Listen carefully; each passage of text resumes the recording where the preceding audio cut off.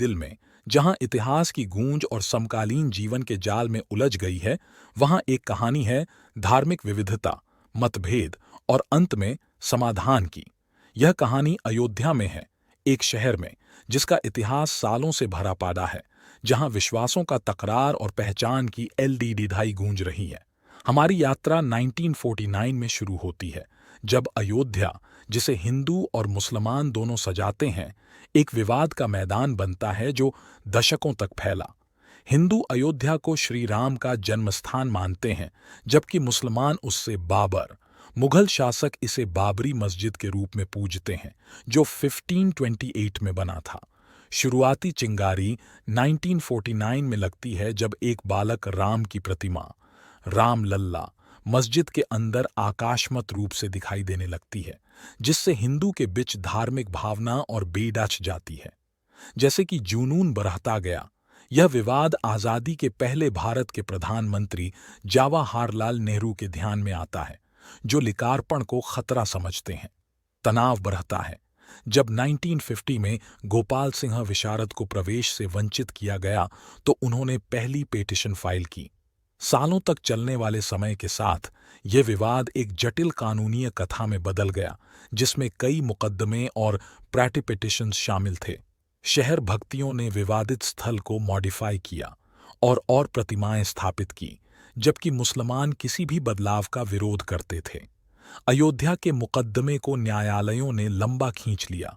जजेस ने इसे बार बार टाल दिया और 1981 में मीनाक्षीपुरम, तमिलनाडु घटना ने इस स्थलीय मुद्दे को राष्ट्रीय स्तर पर ले आया।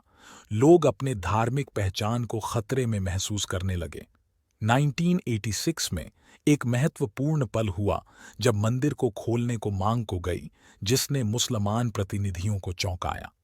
इस फैसले के बाद बाबरी मस्जिद को तोड़ देच फोड़ दई का सिलसिला शुरू हुआ, जो 1992 में हिंदू कार्यकर्ताओं द्वारा की गई, जिससे पूरा देश अशांति में डूबा। शहर में प्रेसिडेंट्स रूल लग गया और जांच के बाद 19 लोगों के खिलाफ मामले दर्ज किए गए, जिसमें LK एडवाणी भी शामिल थे। इस तोड़ीच फोड़ देच ने सिर्फ असंतोष को ही नहीं, बल्कि लोगों को भी एक दूसरे से तकरार में ले लिया। एक नया कानून बनाया गया और विवादित स्थल को भारतीय सरकार ने अपने अधिकार में ले लिया। नया कानून ने मुसलमानों और निर्मोही अखरा को चुनौती देने का अधिकार दिया। लेकिन 2010 में इलाहाबाद हाई कोर्ट ने फैसला सुनाया, जिसमें स्थल को भगवान श्री राम, मुसलमानों और निर्मोही अखरा के बीच 3 भागों में बांटा गया। फैसले को नहीं मानकर सभी पक्ष सुप्रीम कोर्ट में मुकदमा करने को गए, जिसके परिणाम स्वरूप हाई कोर्ट के फैसले पर स्टे लगा दिया गया।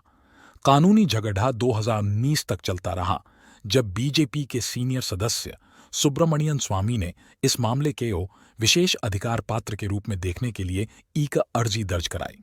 अर्जी स्वीकृत हुई और सुनवाई 6 अगस्त 2019 को शुरू हुई, जिसे न्यायाधीश 16 अक्टूबर 2019 को फैसला सुनाने का फैसला किया। 9 नवंबर 2019 यह दिन आया, जो देश भर में लाखों लोगों का ध्यान आकर्षित कर रहा था। उत्तर प्रदेश राज्य पूरा सुरक्षा व्यवस्था में था और कई शहरों में धारा 140 लागू की गई थी। और अंत में 1 महीने के सुनवाई के बाद चीफ जस्टिस रंजन गोगोई के नेतृत्व में एपेक्स कोर्ट ने ऐतिहासिक फैसला सुनाया कि 277 एकड़ की विवादित भूमि को सरकारी ट्रस्टी के माध्यम से राम मंदिर के लिए दिया जाए और अयोध्या में मस्जिद के लिए एक अन्य 5 एकड़ की जमीन ढूंढी जाए। एपेक्स कोर्ट ने सभी अन्य मुकदमों को खारिज किया। इस फैसले के साथ न्यायालय ने 7 दशकों तक फैली एक अध्याय को समाप्त कर दिया, जिसे धार्मिक असंतोष ने मरकर किया था, और एक नई कहानी में समाधान की किरण चमकाई।